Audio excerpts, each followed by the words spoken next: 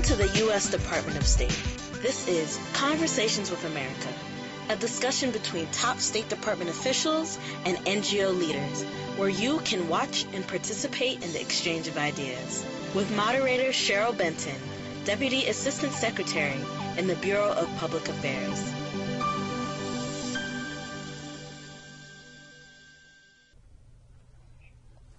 Hello, I'm Cheryl Benton, Deputy Assistant Secretary in the Bureau of Public Affairs, and I'd like to welcome you to Conversations with America. Today, we are talking about promoting disability rights.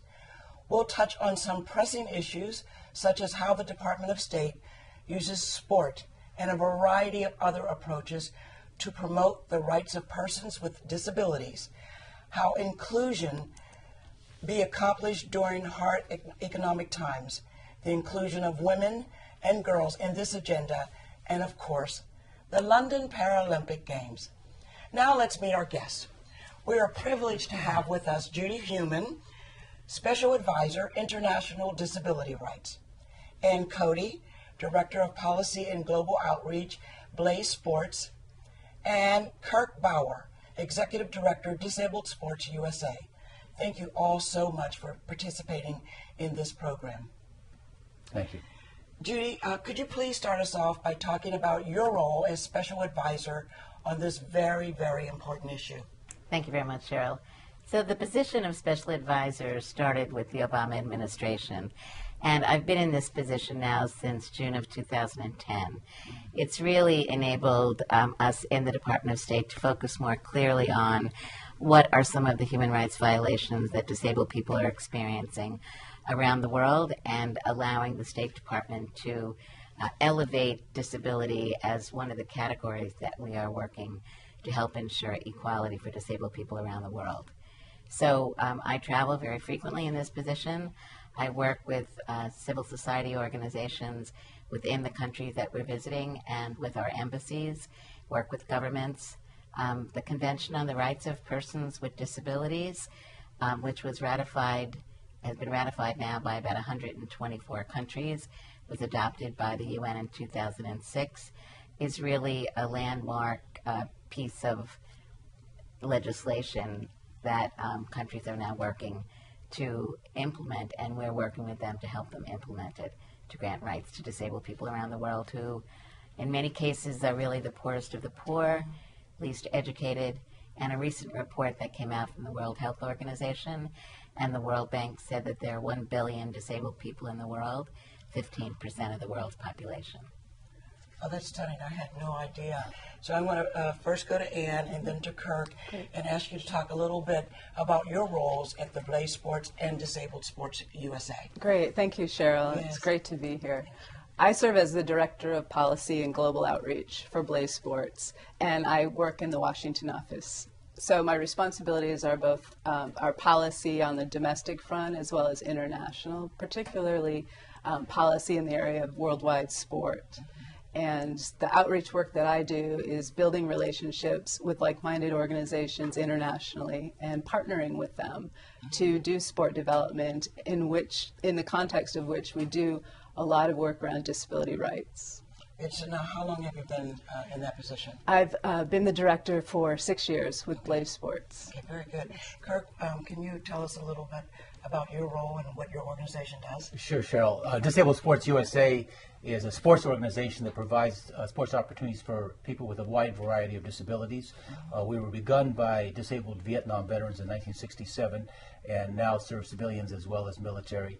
And I got hit in Vietnam, so I go back 42 years being involved with the organization. And I've been an executive director. That basically means chief cook and bottle washer, I think, for the last 30 years. And it mainly involves, the programs involve teaching, get people active through sports, both during their rehabilitation, as a tool of rehabilitation, a very effective tool, as well as keeping them involved as an active lifestyle so they stay healthy into their later years. That's great. You're also a mountain climber, aren't you? Well, I try to do a little bit of hiking. Yeah, you do a lot of good stuff. Yeah, we do. Yeah. So, Judy, I wanted to ask you, how can the Department of State use sport to promote the rights of persons with disabilities internationally? So let me give you an example. You know, the department has an education and cultural affairs program, and we have a visitors program where we bring people from other countries to the U.S. And recently, we brought a group of disabled sports persons from Europe to come to the United States, and they traveled to a couple of states demonstrating the activities that they do, and also meeting with people who are disabled people who are doing sports here. We use sports in a number of different ways. When I was in Algeria, I met with a wheelchair basketball team, and there was an imam there who also had a disability. And so I talked with him about the work that they were doing within the religious community, also to advance the rights of disabled individuals. So we really try to use sports as one of the vehicles, because for many people who are very into sports, disabled people participating in sports really allows people to begin to see more clearly the linkage between disabled and non-disabled people. We're the same as other people. We may do things differently. You know, wheelchair basketball, we don't stand up when we're playing basketball, but then put somebody without a disability into a wheelchair to play wheelchair basketball, and you can completely understand, you know, the difficult nature of these games. I think the games that were just held in London, the Olympic and Paralympic Games, were fantastic, and the U.S. participated, both having a team there, but then there was a delegation, official delegation, that went to participate, and I also went to participate. Did you play a sport? Nobody wants me on their team. I'm a great spectator. Okay, so I'm just curious, is sport the only mechanism you use for promoting the rights of persons with disabilities? You know, I assume that answer is no, but what are some other approaches that you might take? So if I could go to you, Anne, and then just kind of do a little round the table. Sure.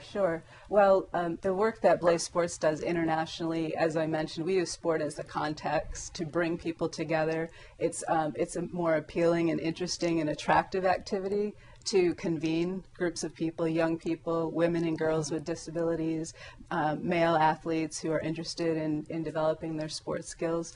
But we do training, we do classroom training and hands-on training on the UN Convention on the Rights of Persons with Disabilities, for example. We talk about what are the barriers and challenges for them to participate in their community, whether it's in sport, education, employment, any of those things, and help understand what those barriers are so that we can help create solutions, develop plans and blueprints for change in the country. We look at, you know, policy change that may need to happen. What is it going to take to do advocacy training, and, you know, where do you get those resources to really use that mobilization of sport to, you know, to affect the whole person and the whole community in terms of access and rights. God, that's great. Kirk, you jump in? Well, I want to buttress a little bit of what Judy said and what Ann said. But, you know, on the bigger picture, you know, sport for decades has been used as a very effective tool to promote self-respect and respect between nations, peace, unity, and that's all true with disability sport. But there's another element of disability sport which I think is very important, and that is it really conveys the picture of ability. When you see someone like the South African double amputee Oscar Pistorius, who is competing in the Olympics and, you know, beating non-disabled, it tells the world that we as people with disabilities are capable and able, and it's a non-verbal way of showing that, because we're dealing with different languages, and you don't have to talk, you just have to show. And I think that that's really one of the key tools that disability sport brings to this whole notion of raising the level of awareness and respect for people with disabilities worldwide. You know, we definitely believe that these interchanges are extremely important. We host, Disabled Sports USA hosts people all the time that come for training. You know, they send their instructors to train in the latest adaptations of different sports. And again, that they can take that knowledge back. And you know, mentioned the adaptive equipment. You mentioned the wheelchair, but there's a lot of different adaptive equipment. And again, that shows how adaptations, both, you know, technologically as well as equipment-wise, as well as attitude-wise, that we need to employ to level the playing field so we can all participate on an equal basis. Very good. Judy, did you want to jump in there, or do you want me to move on? No, I mean, I think sport is a very important element to dignity. Yes. In communities where disabled individuals are looked down upon as not being equals, the ability for disabled people to participate in an activity in a rigorous way, because the reality is people who like sports very frequently are playing it very rigorously. They're playing to win. And so not only does it help establish credibility within the community, but then that credibility, I think, also helps to address issues of stigma. And in many communities where people who have disabilities are considered to be pariahs, where you'll frequently hear stories about disabled people being kept in their homes, not allowed out of their homes, because it not only has an impact on the individual person with a disability, but in some countries also the entire family. So people may have difficulty getting jobs, girls not being able to get married, things of that nature. So sports allows people to see what we say all the time. A disability doesn't mean that you're not able to do things. It's, if you think about gender as an example, for many, many years, girls and women were not given the right to be able to go to school. We've just seen this recent incident, unfortunate, in Pakistan, where this young girl now has acquired a disability. We want to ensure that disabled people have rights to education. When they get that right, then they can move appropriately through their communities. And equality is what it's all about. And sport is such a big activity around the world. It's really a way of demonstrating that we're like everyone else with the same goals and objectives. And it's highly visible. And invisibility is one of the most significant issues around disability, and why the community isn't fighting harder to include us as, you know, as members of society. So sport brings us out into the open, into the arena, and so people become aware that there are people with disabilities living among them in their communities and in their families, and that's another powerful aspect. And it moves away from the medical model to the social and human rights model, because too frequently people look at people like ourselves and think, oh, how could I move forward with my life? How could I have lost my leg in Vietnam? Or each one of us have had different disabilities. And I think what we've said to people is, you know, we learn to accept who we are as human beings. Things change in everybody's life on a daily basis, and what we want to be able to do is to equally participate. That's pretty remarkable.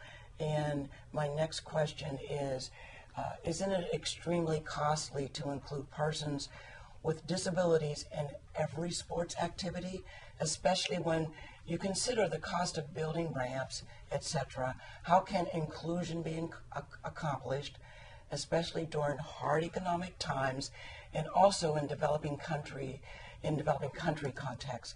So I know that was a kind of a long, convoluted question, but can you get us started? Well, I think that the Paralympics is a perfect example of how that really is not the case, Cheryl. When you have facilities that are built for regular Olympic athletes, and when they're being built, consideration is given to making them accessible for those who have, some type of mobility disability, you actually, the cost is, they say less than 1% as an addition. So if you do it, if you approach it that way, then when these athletes get to sites like London, they are competing in the same venues as everyone else and enjoying the best facilities possible to compete in, and the cost is not that great. There's also the aspect of integration. You know, there's many activities that go on, sports activities go on here in the United States that are integrated. You have a race, okay, fine. You have a marathon, that's great. And they create a category for those who have mobility impairments. And that does not increase, in fact, it increases their registration, because we have to register for it and pay our fees and whatever. It does not increase the cost that much, because they are just basically opening up the race to another category as they open it up to men and women. Now there's a disabled category. So if you plan it and implement it properly, the cost is not that daunting. And once the equipment, one of the I think the benefits that these nonprofit groups like Disabled Sports and Blaze Sports bring to the table is that they can raise funds to buy adaptive equipment so that people can use it time and time again to do the sports, and that helps to mitigate the cost as well. Very good. And I think we need to look, as you're saying, if this is an economic issue. And I think in looking at this as an economic issue, there's a number of ways to address it.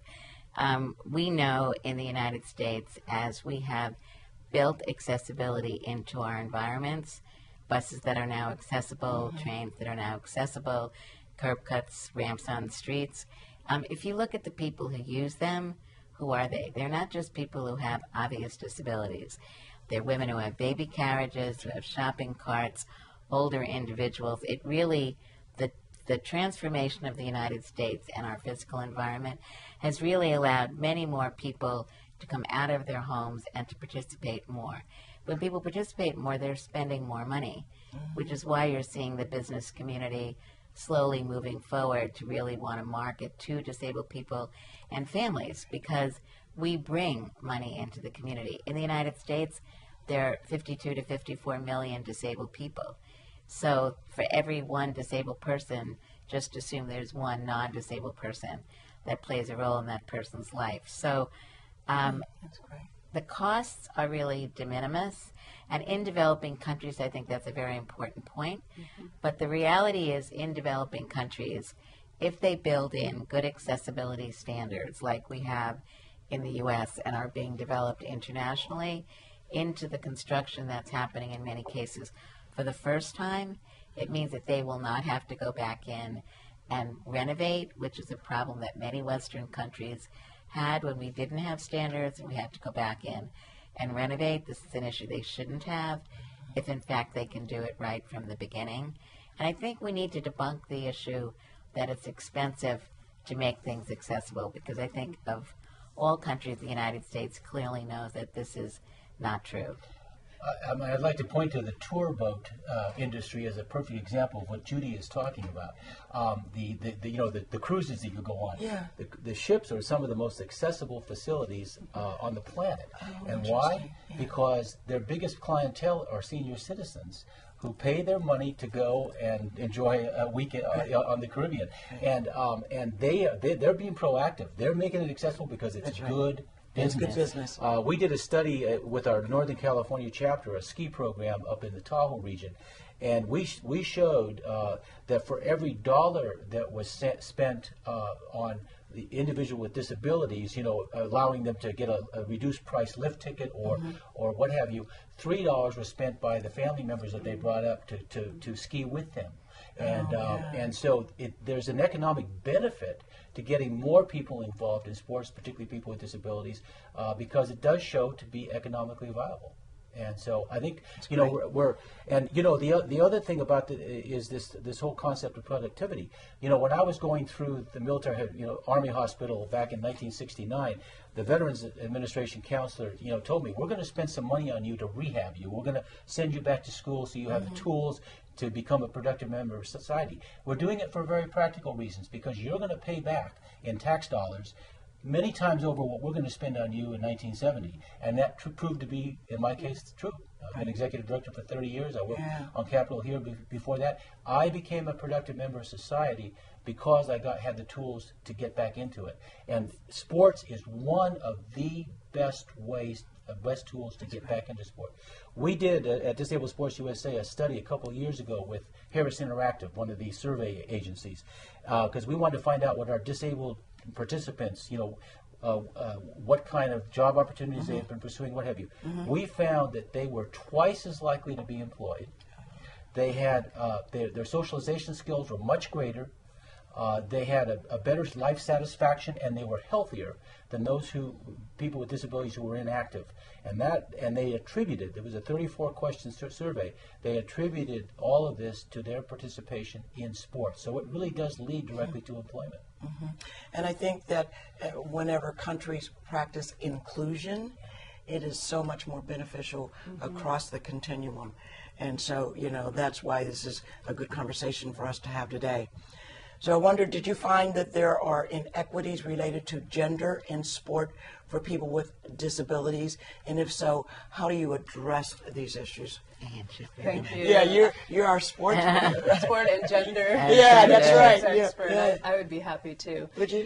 Yeah. We first started looking at the Paralympic Games, the Atlanta Paralympic Games, and the rate of women who are participating in the games. And we were actually seeing the rate of women participate decrease with every edition of the games. The more the games became competitive and visible, celebrated international events, the more the focus was on developing those athletes who were keen to develop and excel and reach the Paralympics. And girls and women with disabilities were not being encouraged to pursue that track. In our country, in North America, and other developed countries, and the rest of the world. So we had about 24% of the athletes on the Paralympic Games competing were women athletes. And in London, last month, we had actually double the number of women athletes competing in the London Games compared to Atlanta. Over 1,500 women athletes. And that is not by accident, that's by design. We started implementing policies. We adopted the Brighton Declaration on the Rights of Women and Girls in Sport.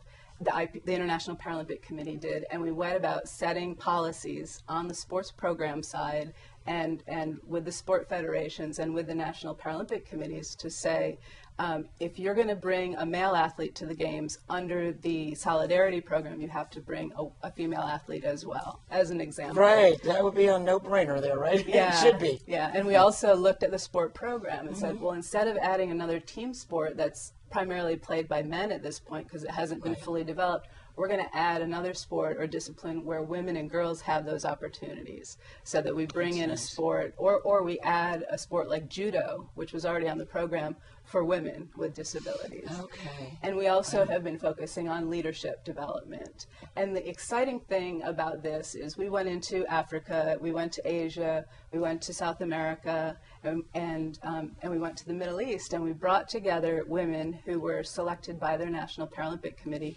with and without disabilities, to go through leadership training and develop a plan for how to increase the rate of participation and really decrease barriers to girls and women with disabilities participating and being active.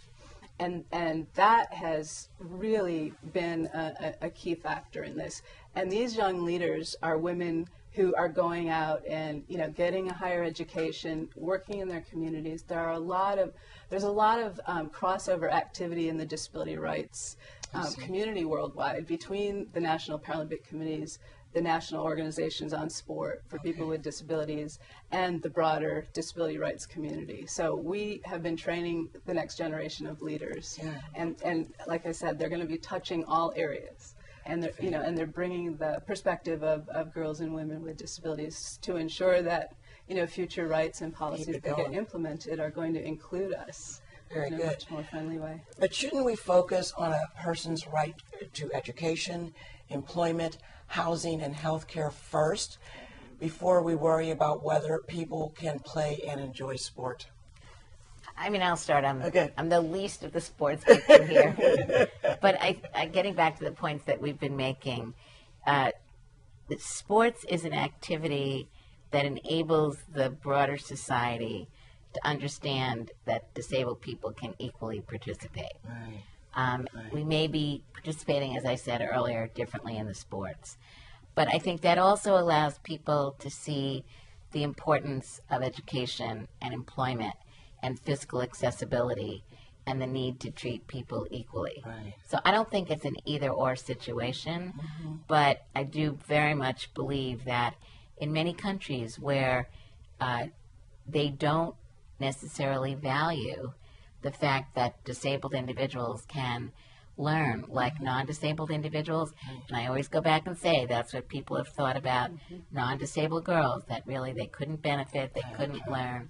So what we are able to show is when this is a priority within a country, when disabled children are being allowed and encouraged and required to go to school like everybody else, their educational outcomes are improving.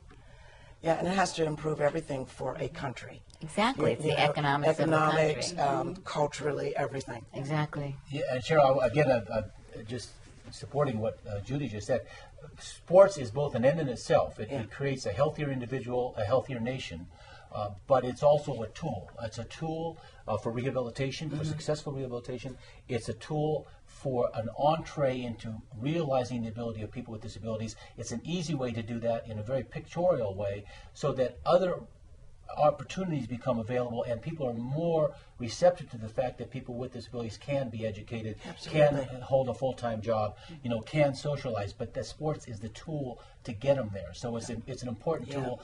Obviously, we need these other things because employment and socialization are the end products of what we're trying to all accomplish. But sports is a tool. I mean, both of you have been athletes. Right. Yeah. So I think it'd be interesting to hear a little about Totally. yourselves. Yeah. And Yeah, I acquired my disability when I was in high school. Okay. I was already athletic and competing on varsity women's teams. When I was going through rehabilitation, the biggest concern was, can we make my parents' house accessible, Right. and can we make the school accessible so I can return and complete, my education. education. And so those were the two things that we focused on. Once I got inside the school, one of the classes that I was required to take was physical education.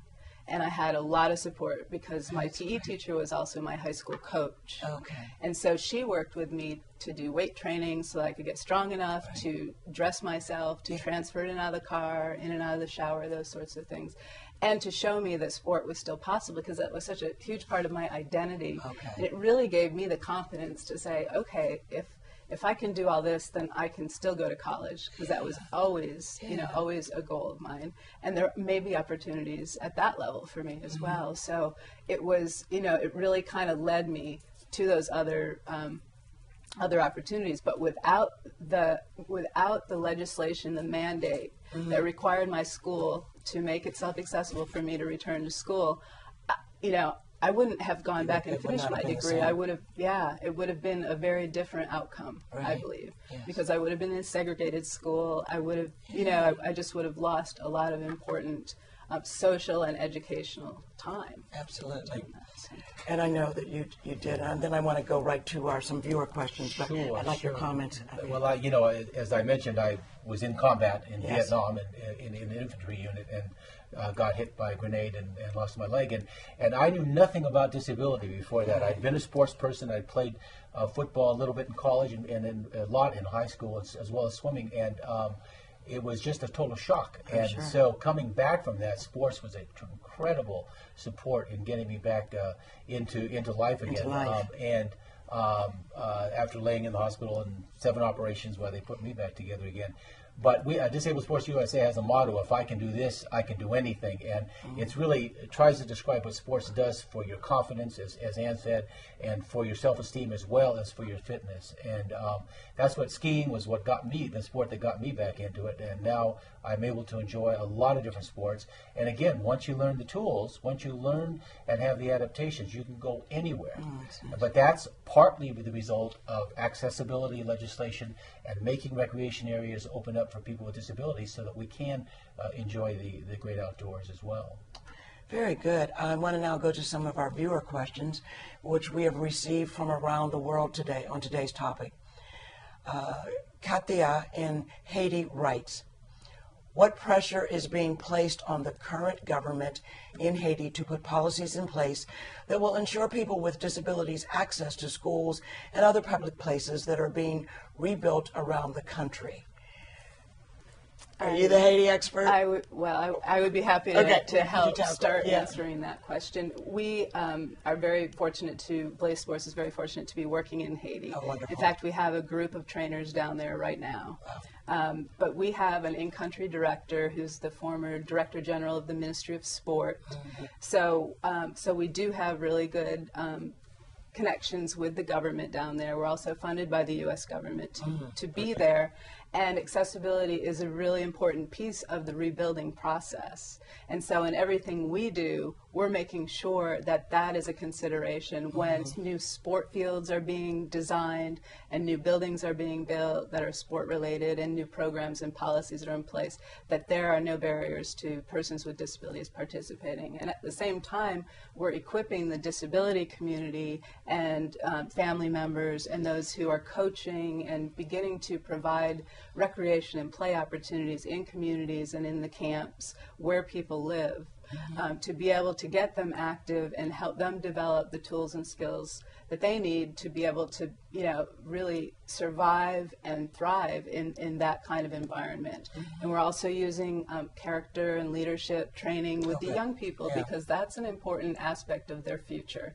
They really believe that they need to have, a sea change in terms of perception and attitude and leadership in the country. So it's exciting to be a part of that. The U.S. is doing a lot of really good and important work as it relates to disability in Haiti, and we're just one component of that. Okay, but it's nice to know that you're active in country. Daniel in Canada writes, the U.S., though a leader in disability rights, has yet to ratify the Convention on the Rights of Persons with Disabilities. Why not? And what are the best reasons the Senate should ratify? So thank you very much for the question. We've been working very hard, both civil society in the United States, led by an umbrella organization called the United States International Council on Disability, and of course the Obama administration. The document was submitted to the Senate in May. The Senate Foreign Relations Committee held its hearings in July and voted a piece of legislation forward. So we are hoping that in the lame duck session that the Senate actually may call a vote to recommend that the president ratify the CRPD. There are some senators who have still been requesting additional information about why they should be ratifying, recommending that this be ratified, and information is being provided to them on the importance. We believe that it's very important to ratify the CRPD, in large part because it will enable the United States to really sit at the leadership table with, now, as I said earlier, more than 124 countries that have ratified the CRPD. We also believe that the CRPD is very important because, as we've been discussing today, disabled individuals in the U.S. Want to be living our lives like everyone else, which means that we need to be able to have the right to fly on airplanes without being discriminated against, to be able to go to universities overseas, to be able to travel, and to be able to work. And so we have model legislation in the United States.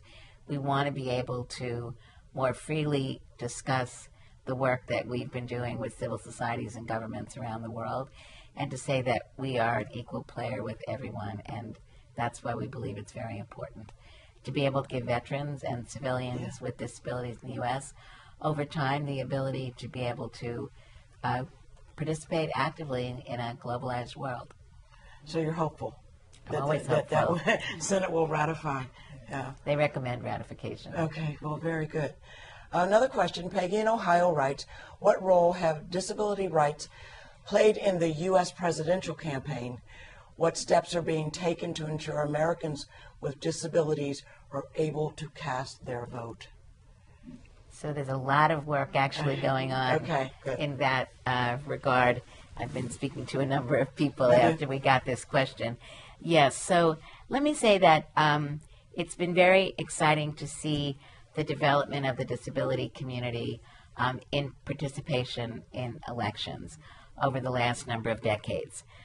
Recently, there was a national forum on disability issues, which was held in Ohio. The Obama administration had Ted Kennedy Jr. as its spokesperson. The Republicans had Representative Kathy McMorris Rogers, who's a Republican from Washington State who has a child with a disability. They had a very active discussion about the different policies and different directions that the different political parties are looking at engaging in, but it was a bipartisan effort. There's other activities that are going on with groups like the National Council on Independent Living, which has a very active committee that deals with voter rights. The Department of Justice is very involved in the whole issue of voting rights for disabled individuals. The Help America Vote Act is something that the Department of Justice has been working very closely with governments and civil society. There is a number that disabled individuals can call in on election day if in fact there are problems where people are supposed to be voting. There's work that's going on in relationship to continuing to advance the technology that disabled people are using like others for elections.